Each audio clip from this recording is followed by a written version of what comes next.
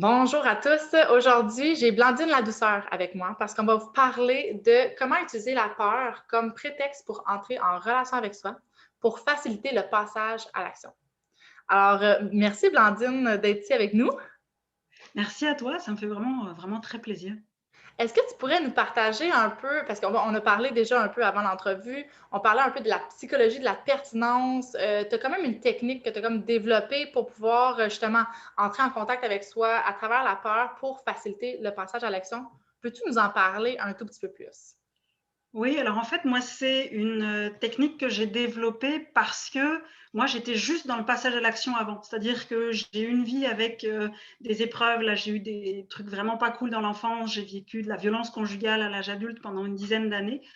Et moi, j'appelais ce que j'étais en mode victime. C'est-à-dire que voilà, je me soumettais à la peur, puis je ne savais pas quoi faire. J'étais assez démunie et tout ça.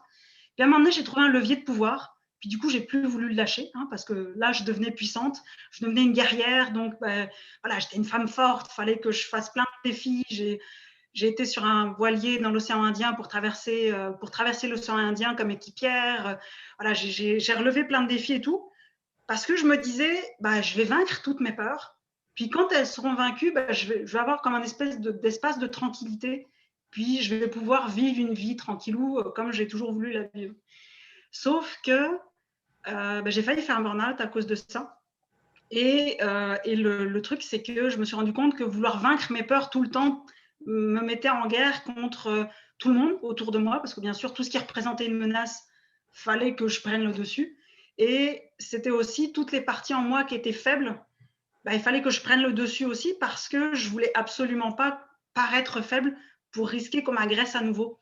Donc il y avait comme tout un espèce d'équation qui s'était faite dans ma tête, sauf que voilà, à un moment donné, j'étais épuisée, j'étais plus capable, ma vie partait en morceaux, j'ai dû arrêter mes études, etc., parce que j'y arrivais plus.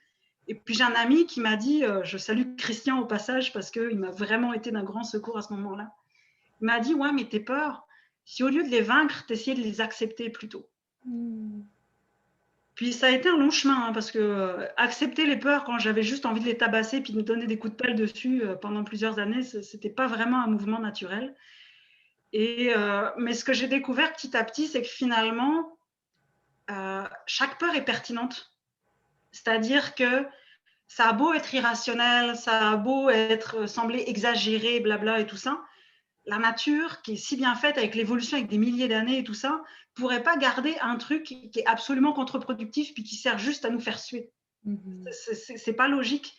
Et donc, maintenant, ce que je fais, puisque j'accompagne les gens à faire, c'est d'aller regarder, de prendre la peur comme un prétexte pour aller regarder en soi, c'est quoi qui souffre, c'est quoi qui a besoin d'être entendu, d'être validé, d'être reconnu, d'être aimé. D'être Parce que sécurisé. la peur, c'est ça, c'est la petite partie qui est exilée qui fait « You, je veux revenir, je veux revenir ».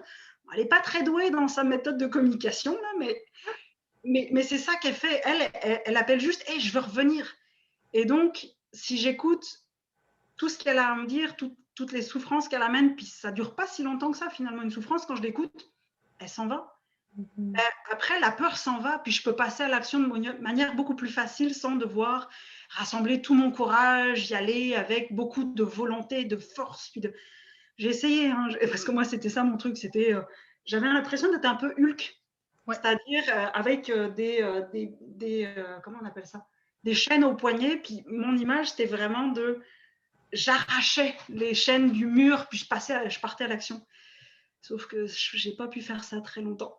En fait, c'est que ça l'épuise, là, parce que si tu es toujours en train de sortir de, on va dire, notre zone de sécurité ou peu importe, ou notre zone de confort, qu'on est tout en train de passer à l'action au-delà de tout ce qui nous habite, c'est comme si on agit à contre-courant de ce qui se passe à l'intérieur de soi, tu sais. Parce qu'il y a le corps, il y a notre tête, puis il y a le cœur. Fait que si notre cœur, il est comme, oui, mais je veux rester sur la même place, puis le corps est comme, non, moi, je veux foncer. On est comme, en plus, en... C'est souvent la tête qui dit qu'il veut foncer. Le corps, en général, c'est lui qui prend les coups. Oui, après, il prend le coup. Effectivement, il prend le coup puis il devient fatigué parce que c'est un stress énorme qu'on lui inflige de toujours être en train de se dépasser. Hein? Puis des fois, on l'entend, l'importance de se dépasser, mais c'est comme avant de se dépasser, l'importance de s'accueillir. Oui, puis justement, tu sais, se dépasser, moi, je me dis que si je me dépasse, mais que je ne suis pas en relation avec moi, je vais me faire plus de mal que de bien. Et moi, ce que je trouve vraiment peut-être difficile aujourd'hui, c'est de voir combien il y a de personnes qui se font du mal sous prétexte que c'est pour leur bien. Parce que si je n'entre pas en relation avec moi, puis avec qu'est-ce qui est important pour moi, les besoins à respecter, les besoins à nourrir, les limites à respecter, et tout ça, mais en fait, quand je vais passer à l'action, je vais peut-être aller trop loin, je vais peut-être aller trop vite, je vais peut-être aller trop fort. Mais je suis pas en relation avec moi, donc je le sais pas, mais sauf que ça a des contre-coups après. Et la part de moi qui, justement, elle tremblait parce que elle n'était pas certaine, puis elle s'est déjà pris des coups, puis elle n'a pas envie, puis elle va se planquer encore plus loin, ça sera encore plus difficile d'y accéder parce que elle s'est fait taper dessus une fois sous prétexte qu'on l'a écoutée, donc elle va être beaucoup plus précautionneuse à revenir une autre fois, elle va moins nous croire tout d'un coup sur ouais, tu m'écoutes, mais en fait, c'est pour mieux te débarrasser de moi. Non, salut. Et c'est ça, c'est la pertinence d'être à l'écoute de nos émotions. Parce que toutes nos émotions, tu sais, là, on parle de la peur, oui, mais que ce soit la colère, que ce soit la tristesse, que ce soit la joie, peu importe, sont là pour nous transmettre un message. Puis comme tu as dit, ils sont là pour nous transmettre un message de qu'est-ce que j'ai besoin, qu'est-ce que j'ai envie, c'est quoi mon élan, c'est quoi mes pensées aussi qui sont reliées à ça, comment est-ce que je perçois la situation. Tu sais, puis pour ça, je pense que ça demande vraiment le temps, comme tu dis, de devoir observer. Prendre le temps de ressentir, d'observer qu'est-ce qui se passe à l'intérieur de moi, parce que si je suis juste en train de passer à l'action puis je ne suis pas en train de me connecter, je vais juste agir comme dans le vide puis je vais donner des coups d'épée qui ne seront pas nécessairement pertinentes par rapport à ce que j'ai réellement besoin, qui vont réellement faire une différence. Ouais, et puis tu vois, quand tu dis ça, moi, ça me fait penser à une image que j'avais à un moment donné sur ma manière de passer à l'action.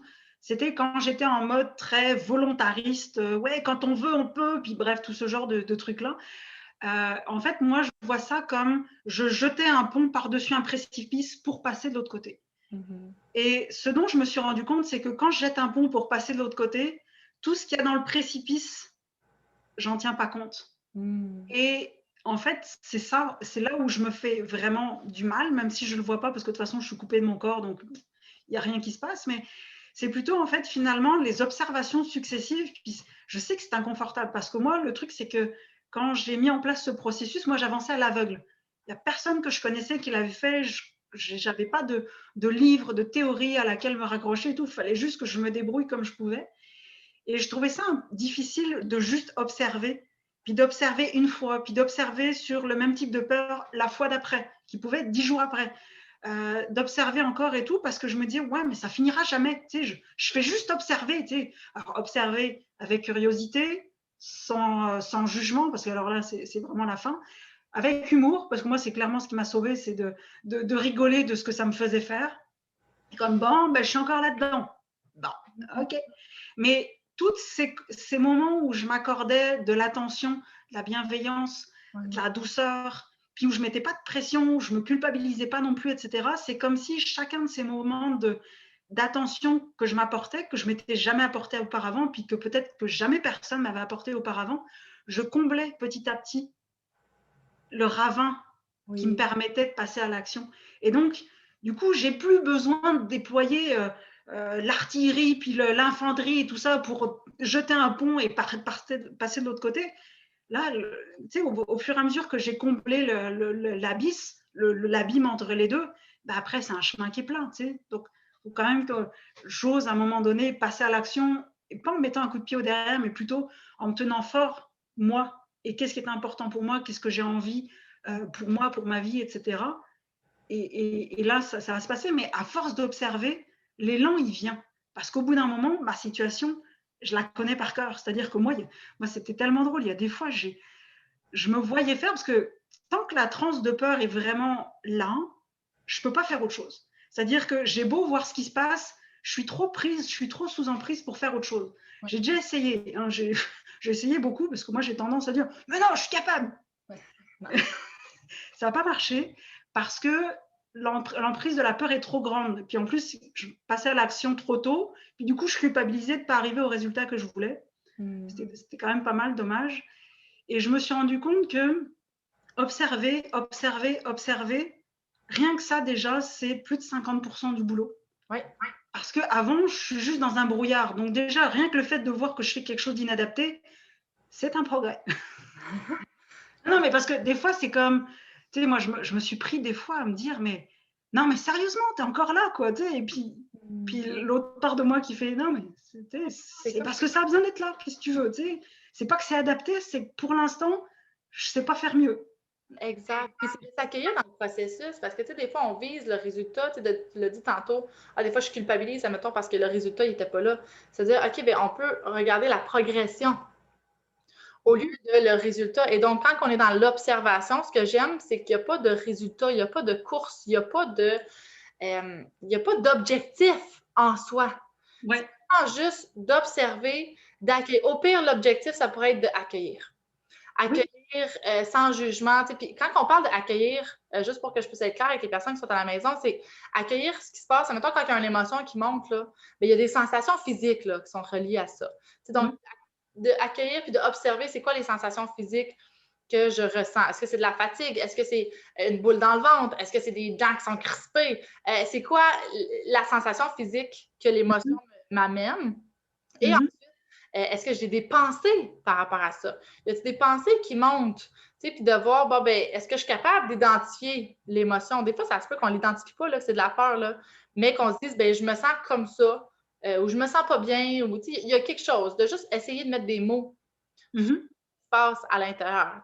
Puis ça, déjà, ça va être un gros début. Comme tu dis, tu as déjà la moitié du chemin fait parce que tu es déjà en train de découvrir et de déchiffrer tout ton chemin pour pouvoir savoir c'est où que tu as envie de t'aligner par rapport à ça.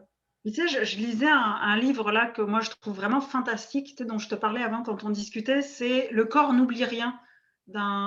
C'est un Américain d'origine sans doute hollandaise, Bessel van der Kolk. Et il citait quelqu'un qui disait, tu peux pas changer ce que tu fais tant que tu sais pas ce que tu fais.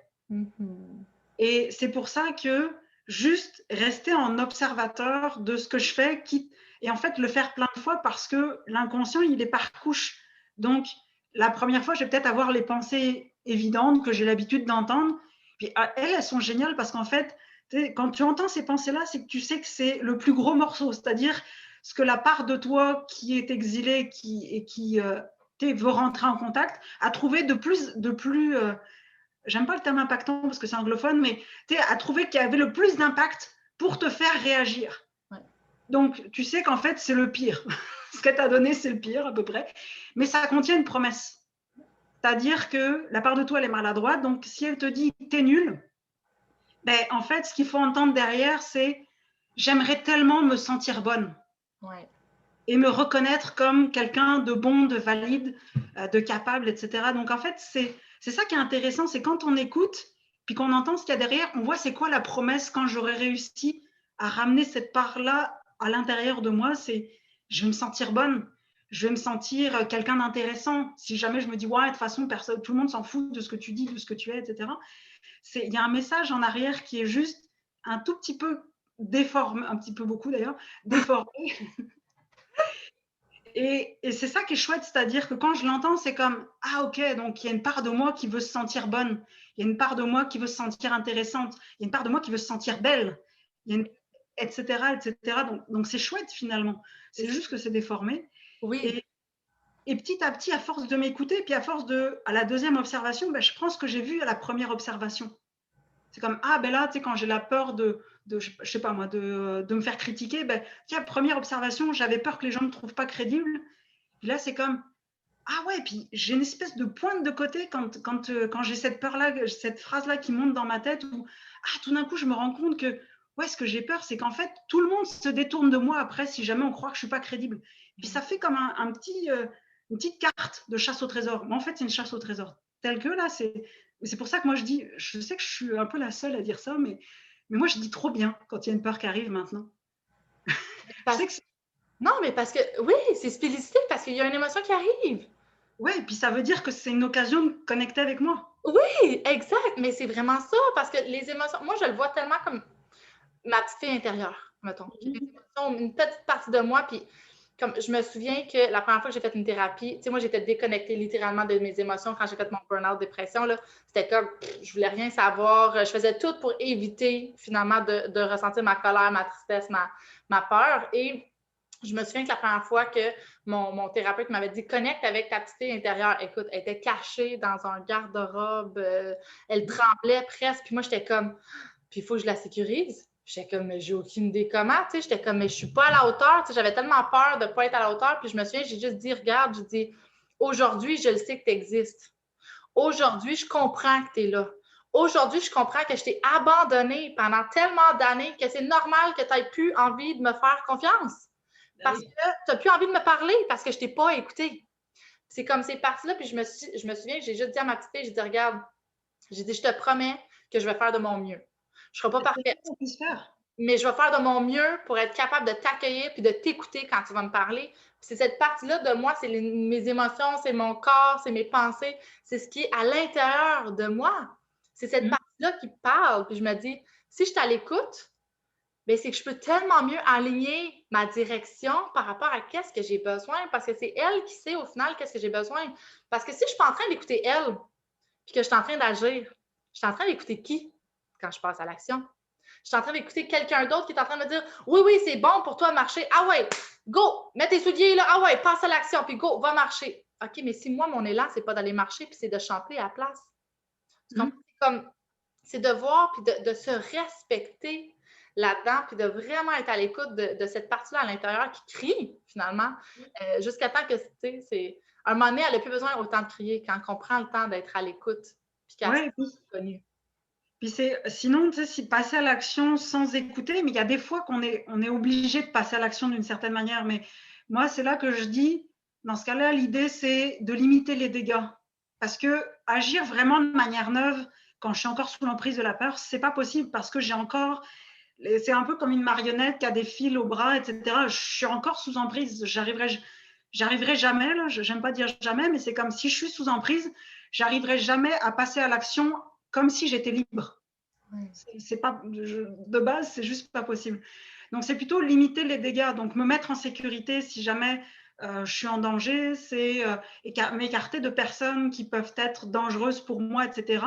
Donc, ça, c'est des choses que je peux faire dans un premier temps. Je ne vais pas me laisser dans une situation où mon corps ou qui je suis est en danger. Ça serait un non-sens. Mais c'est après coup, regarder qu'est-ce qui s'est passé, et comment je me suis sentie paralysée, c'était quoi les pensées, c'était quoi ma vision de moi, ma vision du monde, ma vision de l'autre, ma vision de ce qui allait arriver, juste pour le simple plaisir d'observer. Puis je sais que le plaisir, sur le moment, il n'est pas vraiment là, mais juste pour le simple idée d'observer, parce que quand je fais ça, j'enlève le brouillard sur ma carte. Et plus ma carte devient claire, ma carte au trésor devient claire, plus je sais il est où mon trésor. Et plus je sais il est où mon trésor, plus je sais de quoi j'ai besoin pour aller le chercher. Exact.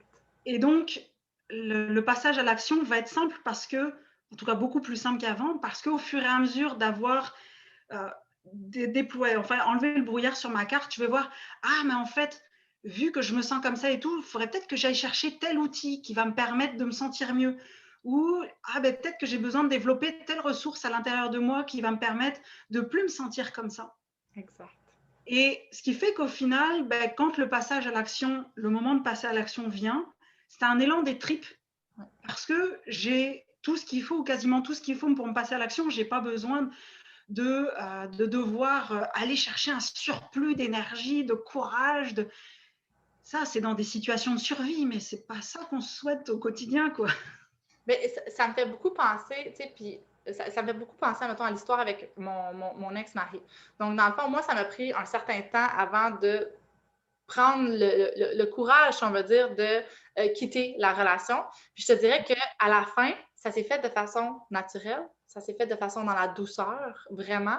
Mais ça faisait 4 ans auparavant que j'essayais, mettons, à chaque année de partir. Puis à chaque année, quand je revenais, j'étais comme, non, il y a encore une peur. Là, c'était, ben la peur de, est-ce que je vais être capable d'être avec mes filles toute seule, puis de m'en occuper toute seule. Bon, ben avant de quitter officiellement, j'ai pris un appartement. Et j'ai habité avec mes filles en me disant, je vais faire le test. Est-ce que je suis capable de m'occuper toute seule de mes filles quand ils sont là? Donc ça va me sécuriser de me dire, ben oui, ça, je suis capable. Ah, j'ai peur de ne pas arriver financièrement. Bon, ben parfait. Avant de le quitter, je vais m'arranger pour développer mon indépendance financière, d'être capable d'aller me sécuriser à ce niveau-là pour ne pas vivre un stress. J'ai littéralement mis en pratique, c'est comme les stratégies pour venir sécuriser ces peurs-là qui m'habitaient pour pas que ce soit un gros stress et un gros déchirement de passer à l'action puis de me séparer. J'étais pas prête. Tant que ta peur, elle t'habite, tu n'es pas prête nécessairement à passer à l'action de façon spontanée ou de façon naturelle. Tandis que le fait de tout sécuriser puis de trouver des stratégies, après, c'était comme du beurre. Ça s'est fait de façon naturelle. Puis ça ne veut pas dire qu'on n'est jamais capable de le faire, mais pour moi, c'est une situation de survie. Ouais. C'est-à-dire que vraiment faire le grand saut, surtout si, par exemple, on est une femme puis qu'on a un conjoint violent, ou qu'on est un homme et qu'on a une conjointe violente, parce que ça existe aussi, c'est faire le grand saut comme ça. Oui, c'est possible, mais pour moi, si c'est évitable, c'est le mieux, parce que sinon, c'est beaucoup de violence à se faire. Puis ça ne veut pas dire qu'on n'est pas capable, etc. Mais moi, voilà, pour moi, c'est vraiment de la survie. Puis la survie, c'est, tu peux pas profiter de la vie quand tu es en survie. Alors peut-être qu'après, tu es fier et tout. Puis c'est vrai que quand tu t'observes, puis tu fais un certain nombre de cycles d'observation, tu attends une occasion, une deuxième, une troisième, une quatrième, peut-être une 10e ou une 15e, parce que c'est vraiment ancré profond, puis qu'il y a beaucoup de choses à aller observer, etc. C'est pas glorieux, c'est pas glorieux. Tu sais, c'est pas quelque chose que tu peux clamer sur la place publique en mode ouais, j'ai réussi tel truc, j'étais avec un conjoint toxique, puis je suis partie du jour au lendemain, j'ai tout lâché, machin. Ah, c'est sûr que ça peut pas se clamer sur la place publique. Et en même temps, c'est comme, je trouve que le gain vis-à-vis de soi, de la relation à soi, de connecter avec qui on est beaucoup plus grand et beaucoup plus important que le fait de le clamer sur la place publique. Je dis ça parce qu'il y a une partie de moi qui est encore en train de dire ouais, mais c'est quand même cool. mais bon. Oui, mais c'est d'être fier du processus. Encore, quand on revenait, là, c'est d'être fier du processus de tout ce cheminement-là. Tu sais, moi, je me souviens, même dans mes ateliers, des fois, je dis aux personnes, si jamais, mettons, tu réalises que tu es en train de te taper sur la tête, bon, ben, tape-toi pas sur la tête parce que tu es en train de te taper sur la tête. Accueille-toi et dis, bon, ben, OK, c'est correct, je suis encore là, puis c'est correct. Un jour, se taper sur la tête, ça sera plus pareil. Je vais agir différemment, puis je vais pouvoir être encore fière de moi d'avoir agi différemment, puis des fois, je vais revenir, puis, tu sais, comment je pourrais dire, c'est d'être fière du processus, puis d'accueillir chaque étape du processus. Hein? Puis j'allais même dire autre chose, en fait, pour moi, qui est vraiment essentiel, c'est de remercier les mécanismes de défense et de survie qui étaient là jusqu'à présent. Parce qu'en plus, la peur, moi, c'est ça que j'ai entendu dans la psychologie de la pertinence, qui a été inventée par un Français qui s'appelle Thierry Tournevis, et il dit la peur qu'on ressent aujourd'hui, pas celle qui a fait le traumatisme ou le micro-traumatisme qui conduit tous les comportements aujourd'hui, mais celle qu'on ressent aujourd'hui, c'est un réflexe de vie, c'est-à-dire c'est un réflexe d'inclusion. La part qui a été exclue veut être inclue. Et pour moi, en fait, c'est de remercier tous les mécanismes qui ont été mis en place puis que je découvre petit à petit, parce que si jamais ils n'avaient pas été là, je ne serais pas là où je suis aujourd'hui. Donc, au lieu de dire « t'es inadapté, dégage, tu m'énerves, etc. », c'est plutôt comme « merci pour tout ce que tu as fait pour moi jusqu'à aujourd'hui. » Et aujourd'hui, tu sais, en fait, j'ai plus besoin de ça. Tu sais, je te remercie d'avoir été là, mais maintenant, je veux faire différemment parce que je suis plus dans la survie, je veux plus être dans la survie. Mais merci pour tout ce que tu as fait, sinon je ne serais pas là. Exact. C'est vraiment comme, ça me fait tellement penser aux 3 étapes que je nomme souvent, qui est découvrir, hein, donc observer qu'est-ce qui se passe pour ensuite faire un choix d'agir différemment. Donc, choisir, c'est la 2e étape. Donc, comme tu dis, de dire, OK, mais merci à tous ces mécanismes-là, mais aujourd'hui, je choisis de ne pas prendre ces mécanismes-là puis d'agir différemment parce que, tu es prêt, parce que là, tu es rendu là, parce que tu vois que tu n'en as plus besoin, parce que tu as pu observer de où que ça venait, si on veut dire, ces mécanismes-là, puis de voir que c'est plus autant pertinent aujourd'hui, même si ça l'a déjà été, qu'aujourd'hui, c'est plus nécessairement autant pertinent. Et ensuite, de passer à la 3e étape, qui est l'action. C'est ça, c'est quand que tu as assez découvert, quand tu es prêt à prendre une décision par rapport à une situation, de savoir qu'est-ce que j'ai envie de faire avec cette situation-là, que là, l'action va se faire spontanément. Puis moi, je me dis souvent, si l'action, ça bloque, parce que, il y a une réticence, ça veut dire que la 2e étape, prendre une décision, il y a encore une réticence, ça veut dire qu'il y a encore beaucoup de choses à aller observer. Absolument. Être capable de passer à la 2e étape et la 3e étape. C'est de revenir à la première étape, de dire, qu'est-ce qui me reste à observer? qu'est-ce que j'ai besoin d'aller chercher? Puis toi, tu avais des questions tantôt que j'avais beaucoup aimées, qu'on avait parlé. Tu disais observer nos sensations, observer nos pensées.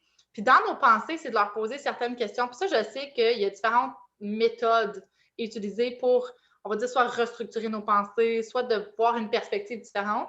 Et donc, toi, tu en amènes une façon justement de faire. Fait que j'aimerais la partager. Tu avais comme 3 questions, dans le fond, que tu posais à tes pensées. Puis il y en a une, c'est comment est-ce que ça change ma vision de moi-même? C'est bien ça? Oui. Est-ce que tu peux donner comme un exemple, mettons, d'une pensée que tu pourrais prendre, puis qu'est-ce que ça donnerait ça comme réponse? Par exemple, c'est si la chose, moi je vois une des choses que je crains encore beaucoup, même si c'est beaucoup mieux qu'avant, c'est la critique et de ne pas être crédible. Surtout en plus, comme j'arrive avec quelque chose qui est vraiment différent, etc., c'est encore plus difficile. Et donc, en fait, ça va être, dans ce cas-là, c'est comme, tu vas pas être crédible. Donc là, c'est, OK, mais qu'est-ce que ça change comme vision de moi? C'est, ça me diminue. Ça diminue la valeur que je me donne. Ça diminue la légitimité que je me donne. Puis après, c'est, OK, mais en quoi ça change ma vision du monde? C'est parce que moi, ce que je vais voir, c'est juste à l'extérieur de moi, c'est quand j'ai cette pensée, tu vas pas être crédible, c'est des gens qui vont chercher à me mettre en défaut alors que ce n'est pas forcément leur intention. Mais moi, quand j'ai ça qui me traverse, en gros, qu'est-ce que je vais voir à l'extérieur? Ça va être juste des gens qui vont être là comme des juges de paix et essayer de dire, OK, non, mais toi, tu vas en tôle parce que tu n'es pas crédible. Et c'est aussi, qu'est-ce que ça change comme ma vision du futur, de ce qui va se passer? Si je ne suis pas crédible, j'ai peur que tout le monde me tourne le dos et ne veuille plus me parler. Donc là, tout d'un coup, c'est comme, oh, OK, c'est ça mon monde intérieur, c'est ça ma carte que je regarde. Puis il y a plein d'autres choses après, parce que plus je fais des observations successives, plus ça s'étoffe. Parce que là, comme tout d'un coup, là, j'ai mis les principaux lampadaires de mon monde intérieur, mais après, il y en a d'autres, des choses qui commencent à s'éclairer après, les fois d'après. Mais donc, c'est vraiment intéressant parce que là, tout d'un coup, je vois ce qui est important pour moi. C'est, oh, OK, ça veut dire que j'ai un besoin de bienveillance. Ça veut dire, parce que si je ne veux pas être critiquée sans arrêt et puis d'être démolie par la critique, etc., c'est que j'ai un besoin de bienveillance. Après, j'ai peut-être besoin de me sentir légitime. OK, mais comment je peux bâtir cette légitimité? Peut-être en m'ancrant dans mon expérience. Mais ça peut être aussi en essayant d'aller trouver des auteurs qui vont dans le sens de ce que je dis. Même s'ils ne font pas tout mon processus, etc., ils vont dans le sens de ce que je dis. Donc là, je vais me sentir appuyée. Et justement, les gens vont tous me tourner le dos. Après, je peux dire, OK, mais c'est comme, si jamais ça arrivait, de quoi j'aurais besoin pour retrouver la confiance des gens, etc., etc. Donc, ça permet d'aller voir, c'est quoi les ressources, c'est quoi les outils dont j'ai besoin. Et puis, ça ne veut pas dire que je vais pouvoir les mettre en place tout de suite, parce que je veux dire, il y a comme toute une inertie interne. Je veux dire, moi, j'ai 36 ans, si ça fait 36 ans que je pense comme ça, c'est pas en 2 semaines que ça va changer, parce que c'est pas possible. C'est comme un camion qui est à pleine vitesse, il va pas pouvoir freiner et tourner en l'espace de 2 secondes, ça va pas être possible. Donc, mais en même temps, ça me permet quand je regarde ça, c'est comme, OK, je suis curieuse, tiens, ça se passe comme ça à l'intérieur de moi. OK, donc là, j'ai quand même une peur panique de telle chose. Ah, OK. Et puis la fois d'après, quand je retourne face à la même situation, c'est comme, ah ouais, puis tu sais, cette peur panique, elle est liée à, ah ouais, mais c'est parce qu'une fois, en fait, il s'était passé telle chose, puis là, tout le monde m'avait tourné le dos. Ah, je comprends mieux. Puis petit à petit, à force d'observer, il y a des choses qui se libèrent parce que l'inconscient va lâcher des choses que je suis prête à entendre. Mais avant, je n'étais pas prête à les entendre. Donc, c'est vraiment de la douceur, puis de la déculpabilisation, puis de la confiance dans le fait que ça marche. C'est un processus qui fonctionne. Parce que, je vais dire, moi, je l'ai testé pour vous, là, entre guillemets, mais bon, c'est juste moi, là, c'est pas vous, vous ne l'avez pas testé dans votre vie, là, donc bref. Mais c'est vraiment avoir confiance que ça opère tout seul. Je n'ai pas besoin de volonté, de vouloir, parce que si c'était une histoire de volonté, je pense que dans les gens qui écoutent, ça fait tellement longtemps qu'ils veulent que ça serait déjà passé. Donc, ça montre bien que ce n'est pas une histoire de volonté. En plus, les pensées conscientes, c'est 5% des pensées. Les pensées inconscientes, c'est 95%. Exact. Donc, ce n'est pas avec nos petits bras musclés en mode je veux qu'on va réussir. Donc, c'est plutôt d'accueillir puis de laisser se dévoiler les choses petit à petit. Et là, c'est comme, OK, bon, bah, je sais où est-ce que je dois m'apporter de l'amour, de l'attention, la reconnaissance, de la bienveillance, peut-être, ou là où personne m'en a jamais amené. Mais Oui. si c'est moi qui me l'amène, c'est encore plus puissant que si c'est quelqu'un d'autre qui me l'amène. Tout à fait. Puis, tu sais, ce que j'aime aussi dans le processus, c'est que, tu sais, à travers nos pensées, tu sais, tu disais que notre cerveau, des fois, bon, il y a une façon, euh, on va dire, des fois maladroite de nous parler. Tu sais, puis tu as raison là, de dire que justement, il y a une partie qui est inconsciente, qui est énorme, puis que plus qu'on prend le temps de s'observer, puis de se poser des questions aussi, puis de voir c'est quoi les réponses qui émergent de ça, c'est comme si on invite l'inconscient un peu à refaire surface, tu sais, puis à être capable de nous parler, si on veut dire, puis d'avoir des réponses. Et ben, ce que j'aime, c'est qu'à travers le discours, des fois, tordu qu'il peut avoir, ben, Ouais. c'est une pratique aussi en soi, puis c'est une technique aussi en soi d'être capable de le retransformer en positif. Tu sais, Mm. comme tu l'as dit, là, si, admettons, bon, ben, je manque de crédibilité ou j'ai peur de manquer de crédibilité ou peu importe, ou je me dis, ah, je suis pas crédible, bon, ben, je cherche à avoir de la crédibilité, de voir, OK, bon, ben, ça, c'est un besoin de le transformer, la peur, que ce soit la peur, la colère, la tristesse. C'est quoi Mm. le message qui est en dessous? Puis souvent, c'est pas tout à fait l'inverse. Hein? C'est pas parce que tu dis je suis nulle que je te dis j'ai besoin de me sentir bonne. Ça pourrait. Ça peut, mais c'est pas obligé. C'est pas obligé. C'est pas tout le temps l'inverse. Il y a des fois des subtilités, mais souvent, Mm. c'est une bonne piste. C'est Mm. une bonne piste à observer. Puis moi, je sais qu'il y a la communication non violente. Je sais pas si tu connais ça. Ouais, ouais. Ça, c'est quand même une bonne technique aussi pour être capable justement, le langage, mettons, quand on est dans nos jugements ou dans nos pensées qui sortent, qui sont comme tordues, on appelle ça genre le chacal, le langage chacal qui appelle. Et donc, à partir de ce langage-là, on est capable d'aller un peu décortiquer aussi, puis de voir, oh, ben, qu'est-ce qui se passe, c'est quoi l'émotion, c'est quoi le besoin, qu'est-ce que j'aurais besoin, j'ai-tu besoin de faire une demande à quelqu'un, c'est-tu quelque chose que moi, je suis capable de répondre toute seule, j'ai-tu besoin d'une ressource, etc., pour venir m'appuyer pour transformer ça vers qu'est-ce que je souhaite, qui va être quelque chose qui est positif, tu sais, finalement, c'est de prendre une émotion qui, des fois, peut être désagréable, Mhm. cueillir, de comprendre son message pour la permettre de fleurir, de créer quelque chose qui va être beau, de quelque chose Absolument. qui va être naturel, qui va répondre à un élan. Ça va Mm. nous motiver. Nos actions, les émotions sont là, en fait, pour nous aider à passer à l'action. Puis une chose aussi, c'est parce que souvent, ce qui amène à résister à l'émotion, c'est parce qu'on se dit, je vais perdre les pédales. Et en fait, non. C'est-à-dire que le corps, surtout le corps adulte, le corps d'un enfant, il est encore, des fois, comment je dirais ça, il n'est pas câblé pour résister à assez de tension. C'est pour ça qu'il y a des parties qui se déconnectent. Mais le corps adulte est vraiment câblé et vraiment suffisamment résistant pour sentir l'émotion jusqu'au bout. Puis quand on essaie de faire ça, ce qui était vraiment intéressant, c'est de voir que l'émotion monte, puis elle a un summum, puis à un moment donné, ça redescend. Mais si on ne laisse pas monter jusqu'en haut, ça ne peut pas redescendre. Mm-hmm. Et souvent, c'est un peu ça la peur. C'est comme, ouais, mais je vais perdre les pédales. Non, non, non, non. Tu sais, c'est comme, juste laisse passer. Puis en fait, moi, je vois à un moment donné, j'avais vraiment du mal avec mes émotions, puis à laisser passer les émotions. Puis j'imaginais ça comme un canal à l'intérieur de moi. Puis quand je sentais une émotion qui avait de la difficulté à monter, etc., je me disais, ouvre, ouvre, ouvre. Imaginez un canal à l'intérieur de moi qui ouvrait de plus en plus pour laisser plus de débit, entre guillemets, à l'émotion pour qu'elle passe plus vite. Oui, oui, Et, et ça, en fait, parce que souvent, c'est ça, c'est le fait de oh, mais je suis triste, puis si je me laisse aller à ma tristesse, je vais être des années triste. Non, on est des années triste si on ne se laisse pas aller à la tristesse. c'est ça. Parce qu'elle va toujours être là, sinon en profondeur, puis attendre, puis elle va avoir un impact sur tous les choix, puis toutes les actions qu'on va faire. Parce Mm. qu'elle nous habite, tandis que si on la libère, Mm. elle nous habite plus autant. Elle n'a pas d'emprise sur nous. Parce qu'une fois qu'on l'a libérée, une fois qu'on l'a identifiée, là, on peut dire, OK, bien, on choisit de faire quoi avec ça? C'est Mm. plus facile parce qu'elle a eu le temps de décanter. Puis moi, ce que je trouve finalement le plus puissant dans le processus, c'est de lâcher l'idée que j'ai de ce qui devrait être. Ah, je devrais pas ressentir ça, je devrais être comme ça, etc. Et plutôt m'attacher à aimer qu'est-ce qui est là.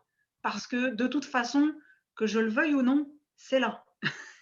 Donc j'aurais beau dire, je te veux pas, dégage, ça devrait être mieux, etc.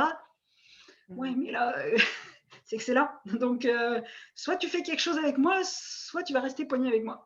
Ouais, souvent, c'est comme la résistance à qu'est-ce qui est là versus l'acceptation. Mmh.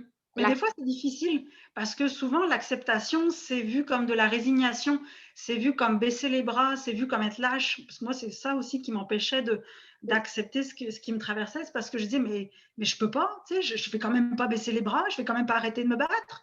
Tout le Mm. monde va me piétiner. Ouais, mais le problème, c'est quand moi, je me bats à l'intérieur, ben, le problème, c'est que ça déclenche des combats à l'extérieur parce que déjà, je suis tendue, puis déjà, je suis prête à me battre. Là. Donc, Mm. mais c'est pour ça, l'acceptation, c'est pas de la résignation, la douceur, c'est pas de la mollesse. Parce que justement, s'accueillir avec douceur, ça demande un courage de fou. Oui, oui. Vraiment, un gros courage, puis surtout, c'est que à partir du moment qu'on arrive à accepter, c'est qu'on n'est pas en train de se résigner, on est en train d'accueillir la réalité telle qu'elle est pour ensuite être capable de choisir comment est-ce qu'on va se battre efficacement par rapport à qu'est-ce qui se passe.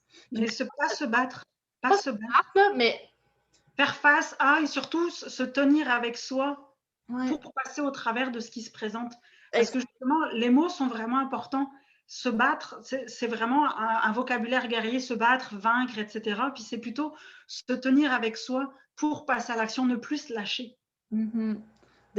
D'accompagner, de s'accompagner dans le fond dans le processus, puis d'être Mmh. en mesure de, c'est ça, comme je disais, l'acceptation de qu'est-ce qui est pour ensuite choisir c'est quoi le chemin que je vais prendre pour être en mesure de continuer ma route sur une direction que moi j'ai choisi d'avoir.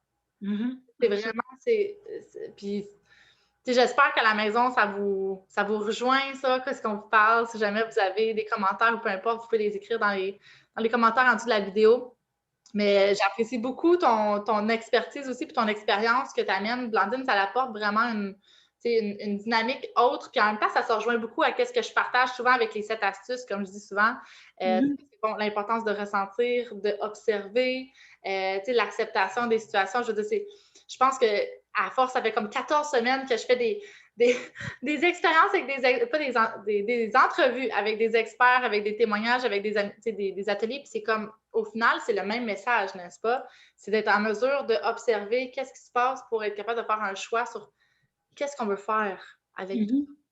Que, puis peu importe c'est quoi les circonstances qui arrivent qui fait que ça déclenche. T'sais. Et puis des fois, Oui. juste d'observer qu'est-ce qui. Ah, je suis en déclencheur. Juste des fois de dire ah, je suis déclenchée en ce moment. Ah, juste ça, c'est déjà wow! Si avant, tu n'arrivais pas à voir quand tu étais déclenché. Mmh. C'est fou, là, c'est un processus, une étape à la fois. Ouais. Et justement, tu sais, il n'y a pas besoin d'avoir raison. Parce que souvent, on voudrait que tout le monde reconnaisse qu'est-ce qui nous a fait du mal, à quel point ça nous a fait du mal, etc. Puis en fait, il n'y a pas besoin d'avoir raison, il y a juste besoin d'avoir nos raisons, de se sentir comme ça. Puis si les autres ne le sentent pas, on s'en fiche. C'est pas leur vécu, c'est pas leur expérience. Et ça enlève beaucoup de querelles, de disputes, etc. Parce que tu ne demandes pas à l'autre de te valider. C'est juste toi qui te valides toi-même, puis c'est suffisant. Puis si jamais les autres, ils ne le reconnaissent pas, c'est pas ton problème. C'est ça. Et en plus, je dirais même que, tu sais, oui, on a nos raisons, mais des fois, on ne les connaît pas. Oui. On ne les connaît pas et c'est correct. Mm-hmm. Comme tu disais au départ, c'est que c'est pertinent. Même si on ne connaît pas le pourquoi qu'on sent comme ça, on s'en fout du pourquoi. On s'en fout finalement parce qu'on le sait que le pourquoi, il y a une raison d'être. Ouais. On ne l'aura pas tout de suite, la raison d'être, puis c'est correct. Elle va peut-être venir à force d'observer, mais ce n'est pas nécessaire de connaître le pourquoi pour savoir qu'est-ce que je veux faire avec ça. Parce que souvent, le pourquoi, il vient de la tête qui a besoin de trouver quelque chose à dire aux autres. Oui. De Pour justifier. rationaliser, de justifier, comme si c'était pas valide, sinon notre émotion, si elle n'avait pas de sens, si on a surréagi par rapport à comme par rapport à quelque chose. Mais comme tu dis, il y a vraiment tout le temps une raison d'être. Absolument. C'est pertinent, puis je trouve ça vraiment important parce que moi, je vois que ça me touche beaucoup aujourd'hui quand j'entends dire que les peurs sont irrationnelles ou que les réactions de quelqu'un sont irrationnelles parce que dans nos sociétés, irrationnel égale tu mets à la poubelle. Et je trouve ça justement très aidant de me dire tout ce qui se passe en moi est pertinent, est valide, n'est pas un défaut, n'est pas un problème, c'est une réaction pertinente pour une part de moi, même si ce n'est pas forcément adéquat à la situation, ça c'est autre chose, Oui. mais c'est pertinent pour une part de moi. Donc ça ne veut pas dire que les interprétations que j'en fais, etc., sont justes, mais il y a une part de moi qui est dans cet état d'esprit-là, puis c'est correct. Ça ne veut pas dire que j'ai raison sur la terre entière pour ça, mais ça a une raison d'être à l'intérieur de moi. Et donc, pour moi, ça apportait déjà soi-même de la validation sans en chercher à l'extérieur. C'est hyper guérisseur. Et vraiment, parce que toute cette validation-là, comme tu dis, cette reconnaissance-là, on apprend à se la donner à soi, à notre enfant intérieur ou cette partie-là de nous qui a besoin d'être assurée ou d'être accueillie, d'être validée, d'être reconnue. On n'a plus autant besoin de la chercher de l'extérieur. Puis c'est correct si on est encore rendu au point où est-ce qu'on a besoin d'aller la chercher de l'extérieur. Ben oui, c'est une Par étape. contre, c'est comme des fois, on tombe sur des personnes qui ne sont pas capables de reconnaître ces parties-là de nous, donc de trouver des personnes qui sont capables de juste nous accueillir dans ce qu'on vit, dans ce qu'on partage. Mais avant de pouvoir tout le temps chercher vers l'extérieur, d'apprendre à se le donner à soi, c'est qu'après, on devient plus autonome d'être capable de nous-mêmes nous auto-valider par rapport à nos émotions, puis de dire, j'ai le droit de me sentir comme ça. J'ai le droit d'être en colère, j'ai le droit d'être triste, j'ai le droit d'avoir peur. Tu sais, juste te donner le droit de vivre ces émotions-là. Oui, mais et ce qui est vraiment cool, c'est que quand tu fais ça, puis tu le fais pour toi-même sur une base régulière, tu vas donner aux autres ce droit-là aussi. Oui, oui, tellement. Puis, tu vas comprendre que les autres n'ont pas besoin de justifier comment ils se sentent. Puis tu vas juste être capable d'être dans l'écoute, dans l'empathie. Et ça permet de connecter de cœur à cœur. C'est comme si on le fait avec nous, on se connecte avec soi. Mais quand on est capable de le faire avec les autres, on connecte avec les autres, de cœur à cœur, d'émotion à émotion, peu importe, là, d'être capable de juste reconnaître l'autre pour qui elle est. C'est ça. Puis c'est là qu'on comprend à quel point, comme nous, les gens galèrent, même s'ils n'ont pas l'air. OK, oui, on est tous dans le même bateau. Des fois, il y a même des personnes qui disaient, Toto, tu rushes-tu avec la COVID ou je sais pas trop. Puis j'étais comme, oui, on a tous nos défis. On a tous nos défis. Puis, tu sais, on est tous dans le même bateau, si on veut dire. On est tous, tu sais, même avec la santé mentale, bon, on est tous à risque, peu importe, mais on a tous nos défis. On a tous besoin d'apprendre à gérer nos émotions, d'apprendre à les accueillir, d'apprendre à les exprimer. On a tous les mêmes défis. Mais je trouve que c'est fou parce qu'au final, comme il y a comme une espèce, j'ai l'impression d'entendre une espèce d'injonction de la société qui dit faut que tu aies l'air bien tout le temps. Tu sais, j'ai l'impression qu'on est tous en train de regarder l'autre, se dire il a l'air bien ou pas. Ouais, bon, bah, ça veut dire que c'est juste moi qui ai un problème. Mais sauf qu'on fait tous ça. Donc au bout d'un moment, tu te dis bon, non, en fait, tout le monde galère. Bon, c'est correct. Exact, exact. C'est pour ça que moi, je suis comme, l'authenticité, tu sais, pour être franche, pour être honnête, parce que, tu sais, ce qu'on voit sur les réseaux sociaux, peu importe, tu sais, tout le temps, on voit ça, la perfection, etc. Ah non, mais tu vas pas te mettre dans les moments où tu galères, quoi. Tu sais, je veux dire, c'est pas forcément le plus instagrammable du monde, là. Tu sais, Mais pourtant, ça serait celui qui pourrait rejoindre le plus de personnes. ouais, mais en fait, c'est qu'on n'ose pas parce que on a peur d'être jugé à la hauteur de nous, là où nous, là, on se juge sur cette situation-là. C'est pas très français ce que je viens de dire, mais c'est pas grave. Mais tu comprends l'idée. C'est vraiment que on se juge tellement qu'on croit que les autres, en tout cas, je me juge, je vais prendre ça pour moi, je me juge tellement sur certains aspects que je crois que si je le montre, les autres vont être aussi méchants que moi je le suis avec moi-même. Alors qu'en fait, souvent, les gens sont comme ah, mais je savais pas, mais attends, comment je peux t'aider? Ou bon, il y a toujours sur la gagne un ou deux écœurants qui vont être les pires personnes du monde, mais je veux dire, c'est parce que eux, ils vivent encore plus de souffrance que toi, donc du coup, ils en profitent histoire d'essayer de se sentir bien. Mais je veux dire, si on met ces personnes-là à part, la majorité des personnes sont des bonnes personnes, puis vont avoir tendance à avoir l'élan d'aider. Oui. Et d'avoir de la compassion, etc. Et puis bon, pour les quelques personnes qui jugent, bah, ça veut dire qu'elles sont très malheureuses, donc c'est dommage pour elles. Oui, tout à fait, exact. Mais c'est de trouver une façon ou un cercle dans lequel on peut se sentir bien, de s'ouvrir. Oui. D'ouvrir cette partie-là de nous parce que, oui, on peut faire de l'observation, mais on n'est pas obligé de la faire tout seul. Non. T'sais, on n'est pas obligé de la faire toute seule. On peut être accompagné, que ce soit par des professionnels, que ce soit par des amis, des lignes d'écoute dans lesquelles on peut juste s'ouvrir, partager, on peut l'écrire. Il y a différentes façons de faire que cette observation-là ne se passe pas toute seule. Puis des fois, oui, si on manque de confiance en notre capacité d'observation, mais on peut aussi aller voir puis d'aller valider vers d'autres personnes. Puis ça, peut-être que ça va peut-être sécuriser cette petite partie-là de nous qui peut avoir peur de faire ces observations-là toute seule. Oui, les mots, justement, c'est important. Excuse-moi, Non, je j'avais pas entendu, j'avais pas vu que tu restais à parler. Mais tu sais, souvent, les mots sont importants. Si on n'a pas les mots pour dire qu'est-ce qu'on ressent, on ne peut pas identifier, on ne peut pas aller plus loin. Donc, des fois, au début, surtout si la personne qui nous écoute est au début de son cheminement par rapport à la santé mentale, aux émotions, etc., c'est important d'aller voir quelqu'un ou des ressources qui vont nous donner les mots. Parce que si je n'ai pas de mots pour parler de ce que je vis, comment je peux aller plus loin? Parce que ça reste dans le brouillard. Et les mots sont importants. Trouver les mots justes, c'est vraiment important. Parce que je vais parler d'un sujet complètement autre, mais ça va donner une idée de voir qu'est-ce qui se joue dans la situation. Dans les années 50, en France, on parlait de gens qui étaient exploités. Pour les gens qui étaient pauvres et qui n'avaient pas beaucoup d'argent et donc qui travaillaient mais qui étaient pauvres, etc. Maintenant, aujourd'hui, on dit les démunis. C'est pas la même chose. On parle pas de la même réalité. Quand tu parles d'exploiter, tu as un exploiteur et un exploité, puis tu as une relation de pouvoir. Ouais. Quand tu parles d'un démuni, c'est quelqu'un qui n'a pas de bol.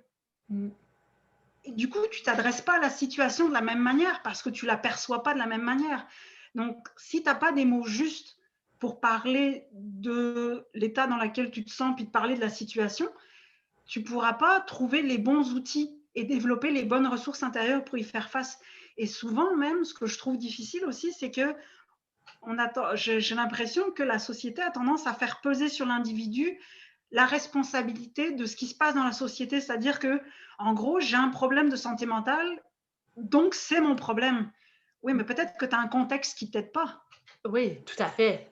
Et ça, c'est pas de ta faute. Je veux dire, tu fais de ton mieux avec un contexte qui ne t'aide pas. Donc, c'est important que tu prennes soin de toi, mais c'est important aussi peut-être de voir comment on peut changer le contexte. Oui, oui, exactement. Avec le mouvement, c'est ça que j'aime parce que c'est pas juste avec soi, c'est collectivement, en groupe. Tu sais, si quelqu'un qui est au travail, il y a des conditions de travail dans lesquelles, je ne sais pas, il n'a pas l'impression d'être reconnu, ses besoins ne sont pas entendus, il n'y a pas de place nécessairement, bien, c'est sûr qu'il va être dans un contexte et il y a de la performance qui est demandée, la productivité, tu sais, c'est le contexte dans lequel il va être va avoir un impact sur comment il va se sentir. Prenons par exemple aussi la COVID. Je veux dire, planétairement, tout le monde en ce moment est à risque au niveau de la santé mentale parce qu'au niveau du contexte pandémique, il y a plein de choses qu'on ne peut plus être en train de découvrir, plein de des spectacles, des sorties, etc., que tout à coup, on n'a plus autant ces ressources-là. Créer des liens.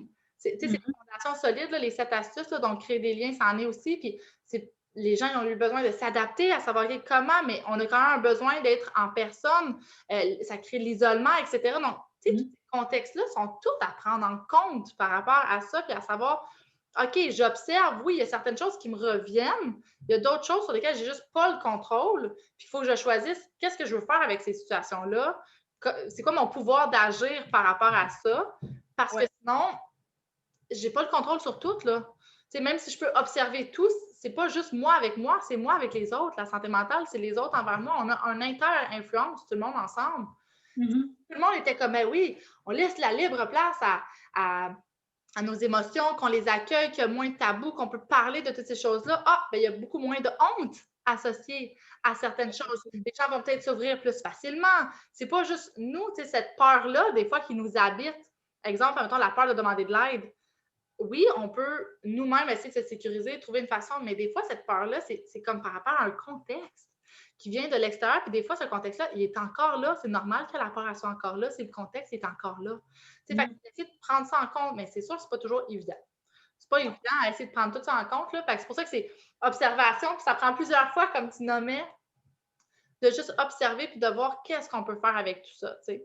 Puis on fait de notre mieux. Chaque personne fait de son mieux. C'est ça, parce que si c'était évident, ça serait longtemps que ça serait résolu. Pour tout le monde, hein? On serait tout top shape, yes, il n'y aurait pas de problème, mais c'est pas ça la vie. La vie, c'est surtout composé de haut et de bas qu'il faut qu'on s'ajuste là, régulièrement à travers tout ça, tu sais, puis on fait de notre mieux à travers tout ça, puis c'est certain que la première partie de s'observer, bien, on a le pouvoir là-dessus. On peut agir là-dessus, de prendre le temps de « Oups, qu'est-ce qui se passe? Qu'est-ce qui se passe en moi? Qu'est-ce que j'ai besoin? » Puis de me trouver le plus possible les outils pour pouvoir répondre à ces besoins-là. Ouais, parce que voilà, plus je serai ancrée en moi, à qu'est-ce que j'ai besoin, quelles sont mes limites, qu'est-ce que j'ai envie, à quoi j'aspire, dans quel cadre de vie j'ai envie d'évoluer, et cetera, plus on va être adaptable. Parce que notre capacité d'adaptation va être grande parce que justement, on va plus être réactif aux moindres petites choses qui va se passer parce que justement, on aura cet ancrage en nous qui va nous permettre d'être proactif. Mhm. Et ça, c'est toute la différence justement parce que si j'ai beaucoup de peur, c'est parce que ma capacité d'adaptation est très faible, parce qu'en général, ma relation avec moi est très mince. Et Mhm. donc, plus j'élargis ça, j'ouvre ma capacité d'adaptation et plus je vais pouvoir faire face à toutes sortes de situations qui vont arriver. Et c'est ça qui est chouette. C'est-à-dire qu'après, ben, du coup, voilà, ma zone de sécurité s'agrandit. Oui. La zone des choses que je peux faire, elle est beaucoup plus grande parce que bah, je suis en lien avec moi, donc je sais exactement, ou je sais beaucoup plus facilement, parce qu'au début, c'est plus compliqué, parce qu'on n'a pas l'habitude et tout ça. Mais au bout d'un moment, c'est comme un muscle qu'on entraîne, bah, c'est quelque chose qui se fait plus naturellement, et puis ça vient plus vite. C'est comme, ah ok, bah là, là, je sais ce que j'ai besoin, ce qu'il me faut et tout, ok, c'est correct. Mhm. Alors que peut-être qu'avant, on aurait fait comme, aucune idée. Puis c'est correct d'avoir des moments où est-ce que la réponse est je ne sais pas. Qu'est-ce Ben que tu oui. peux faire avec ça? Je ne sais pas. C'est correct, donne-toi le temps. La réponse, elle va finir par venir. Tu sais, si tu poses des questions, là, c'est pas d'avoir des réponses tout de suite, là, mais des fois, c'est très anxiogène de pas avoir les réponses tout de suite. Mais c'est de Ouais. vivre avec cet inconfort-là et de dire c'est correct, ça va venir. D'avoir cette confiance-là que ça va venir. Et justement, pour terminer, j'ai une question. Moi, j'ai un petit post-it devant moi à propos de la question, puis le fait d'avoir une réponse, etc. Parce qu'une réponse, souvent, c'est sécurisant, mais des fois, ça arrête un peu. On va pas plus loin que la première réponse qu'on a trouvée. Et c'est quelque chose que je me suis mis pour cette année. C'est comme un espèce de mantra pour cette année qui dit se poser la question est parfois la seule réponse dont on a besoin pour avancer. Mmh. J'aime ça. Mmh. Ça laisse sous-entendre que justement, l'impact de les questions sur nous, ça fait juste ouvrir notre inconscient, ça apporte de l'ouverture en soi. Ouais. Alors, merci beaucoup, Blandine de la Douceur, pour cette belle entrevue aujourd'hui, pour cette bel échange authentique, puis en même temps de nous faire aussi découvrir un peu, mais ton histoire, toi, puis aussi on va dire ta technique ou ta façon de voir aussi les choses qui se regroupent quand même, je trouve, de notre façon aussi. Puis je trouve que Mhm. c'est vraiment magique. Puis je pense que ça fait juste renforcer encore plus le message que je transmets aux gens à travers les entrevues de semaine en semaine. Puis j'espère qu'à la maison, ça vous a pu aider à voir aussi des fois certaines choses différemment et à surtout voir qu'on s'accueille dans tout ça. Hein? S'accueillir. Alors, merci beaucoup, encore une fois. Et je vous souhaite une belle journée. Puis à la maison, ben, bonne journée. Bonne journée.